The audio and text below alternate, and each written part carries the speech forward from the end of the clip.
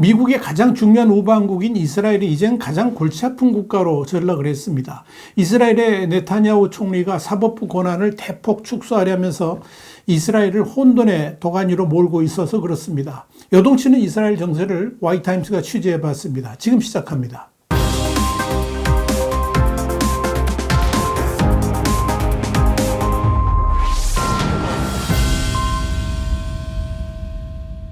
뉴욕타임스는 현지 시간으로 25일자 지면을 통해서 이스라엘 국민들의 들끓는 반발 속에 네타냐후 정부가 대법원을 약화시키는 이른바 사법장악안이 전날 의회 표결을 거쳐서 결국 법제화됐다 그랬습니다. 그러면서 베냐민 네타냐후 총리가 이끄는 이스라엘 우파 연합이 밀어붙여온 이 법안은 행정부에 대한 사법부의 견제 기능을 크게 줄인다는 내용을 담아 있기 때문에 많은 국민들이 격렬한 반발 시위를 벌이고 있다, 이렇게 보도를 했습니다.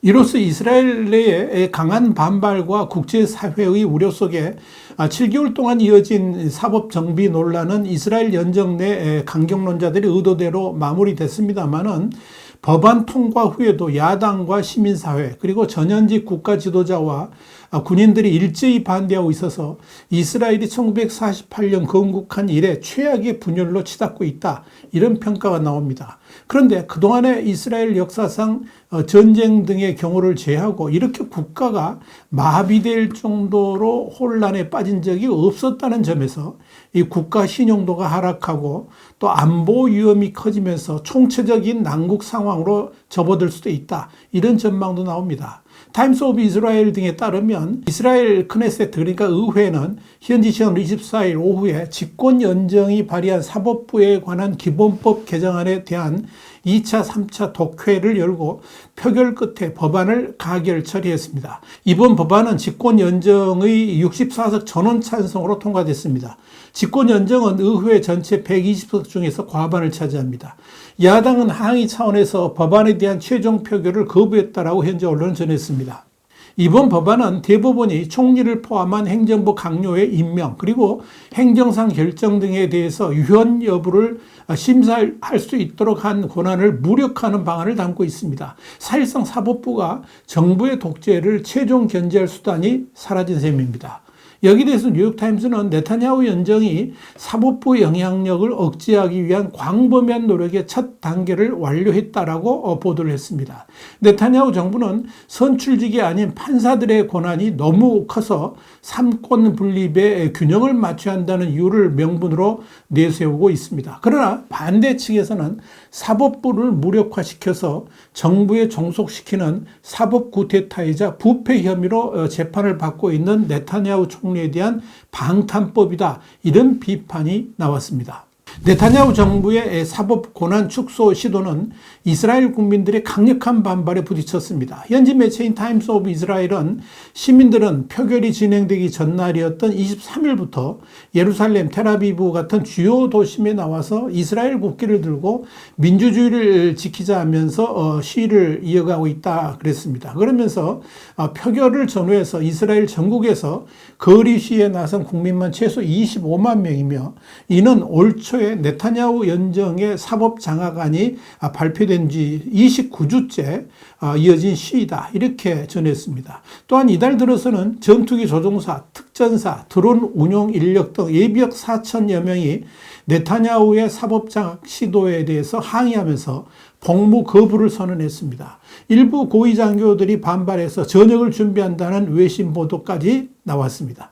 이와 함께 국민 80만 명이 가입한 이스라엘 최대 노동자 총연맹 히스타드 루트는 총파업에 돌입하기로 했습니다. 여기에 더해서 수천 명의 예비군이 독재로 향하는 정부하에서 복무를 거부하겠다라고 선언했습니다. 이런 전 국민적 반발은 사실 아랍군과 상시 대치 중인 엄중한 안보 환경에 똘똘 뭉치면서 치안을 유지해온 이스라엘에서는 볼 수 없었던 광경입니다. 여기에 대해서 뉴욕타임스는 예비군이 이스라엘군의 전력의 한 축을 담당하는 상황에서 이들의 이탈로 안보 공백에 대한 우려가 커질 수 있다 그러면서 깊은 우려를 표시했습니다. 상황이 이렇다 보니까 심지어 내전으로 확대될 수 있다는 전망까지 나옵니다. 예후드 올메르트 전 이스라엘 총리는 영국의 채널4 뉴스하고의 인터뷰에서 이것은 심각한 위험이고 전례가 없다 그랬습니다. 그러면서 우리는 지금 국가의 안정, 그리고 정부의 수행 능력, 다수 인구의 복종, 정부가 다수 인구에 의해 불법으로 인식된다는 점 등의 측면에서 시민 불복종, 즉 내전으로 들어가고 있다라고 말했습니다. 실제로 현지 채널 13 방송은 26일 여론조사 결과 사법부 무력화가 이스라엘의 안보에 악영향을 끼칠 것 같다는 응답 비율은 54%, 사법 정비로 인한 사회 갈등이 내전으로 비화될 것을 우려한다는 비율은 56%에 달했다라고 보도를 했습니다. 사법부 권한을 대폭 축소하려는 네타냐후 정부의 법 개정과 관련해서 미국의 카린 장 피에르 백악관 대변인은 이날 성명을 통해서 이스라엘의 평생 친구인 조 바이든 대통령은 그동안 민주주의에서 중요한 변화가 계속되려면 가능한 광범위한 동의가 있어야 한다고 밝혀왔다 그러면서 오늘 의회 표결이 가능한 가장 적은 수의 찬성으로 진행된 것은 유감이다, 이렇게 말을 했습니다.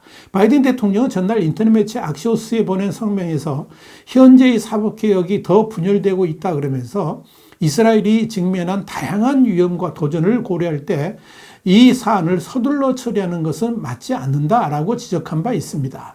현 상황에 대해서 현지 일간 하레츠는 현지 시간으로 25일 네타냐후는 역대 가장 힘없는 총리라는 제목의 분석 기사를 내놓아서 눈길을 끌었습니다. 사법정비의 설계자인 야리브 레빈 법무부 장관이 이스라엘을 대혼돈으로 이끈 이번 입법 과정에서 주도권을 쥐고 상황을 주도했다 하는 것이 이 기사의 핵심 내용입니다. 이차크 헤르조그 대통령이 법률 전문가들의 도움을 받아서 중재안을 만들고 이를 토대로 여러 차례 네타냐후 총리와 야권 지도자인 야이르 라피드 전 총리 그리고 베니 간스 전 국방부 장관의 합의를 시도했지만 라피피트니라는 급진적인 법률 전문가의 비공식 조언을 받는 레빈 법무부 장관은 번번이 중재안을 거부를 했고 결국 이스라엘을 대혼란으로 몰아넣는 사법부 무력화 입법을 강행했다 하는 이야기입니다.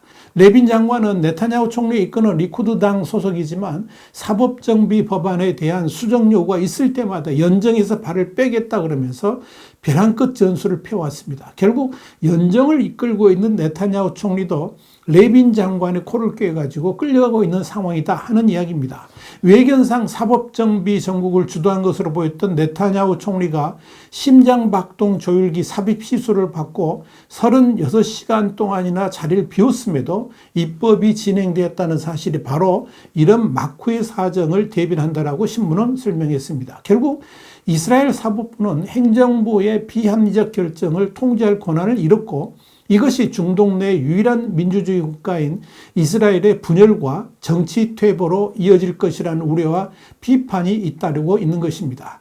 레빈 장관 이외에도 이스라엘 연정 내에는 네타냐후의 통제가 어려운 연정 파트너들이 적지 않다는 점에서 자칫 합리적인 선을 넘어선 도발적인 행동과 또 정책으로 말미암아 이 팔레스타인을 비롯한 아랍권을 자극할 수도 있어서 중동 정세는 한층 더 요동칠 가능성이 있습니다. 화이트 정세 분석이었습니다. 감사합니다.